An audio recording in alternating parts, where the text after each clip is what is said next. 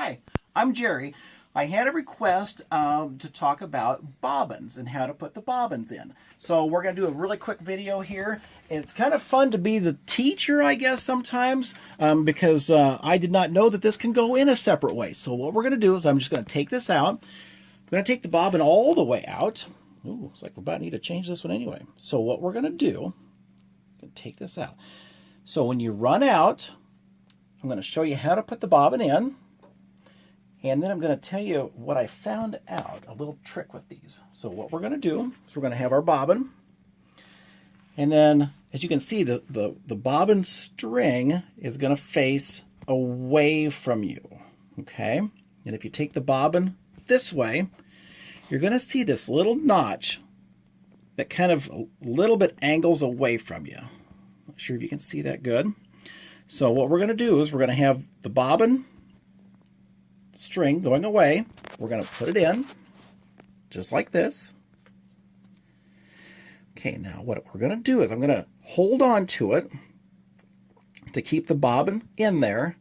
And then you want this string. I'm going to repeat this here just in case you don't see it on the first go around. So what we're going to do is we're going to take the bobbin string, pull it up so it goes in that little notch. Did you see that? We're going to take it, go in that little notch, and then we're going to pull it back towards me. Okay? And then we're going to wrap it around this little hook right down there. Let me try that one more time. I'm going to take this out. Okay. So, again, we have the bobbin string facing away from us. We have our bobbin holder here. This is what the inside of it looks like. So the little notch area goes right there. So I'm going to kind of hold it in there, and then we're going to take the string, the bobbin, we're going to go through that little cutout right in there, and we're going to pull it back. We're going to pull it back. Then we're going to wrap it around this little spot right there, that little teeny tiny hook. This hook right here. So you're going to bring it in here, pull it back through this area right there. Then it's going to go underneath here, and then you're going to wrap it around that little hook. Okay? So now that we have the bobbin in the holder, what we do is we take it and we're going to pivot it over. Okay? So that this part here, this holder, and again, I'm not sponsored by Baby Lock, and I'm sure I'm calling these things all kinds of wrong labels, but they haven't sent me any hate mail yet, so we're going to keep calling them what I'm calling them. So this little holder, what you're going to do is that keeps it in and applies pressure. So again, this part here faces that way. Okay, I'm going to pull that towards me to create a little bit of pressure, and then we're going to just glide it in. And then somebody mentioned that they were told that it needed to snap, or they should hear a click. With guy ears, I haven't heard a click, but what I always do is after I put it in, I just kind of wiggle it to just make sure it's in there where it needs to go. Because if I didn't, I'm sure this would fail nicely if we weren't recording it.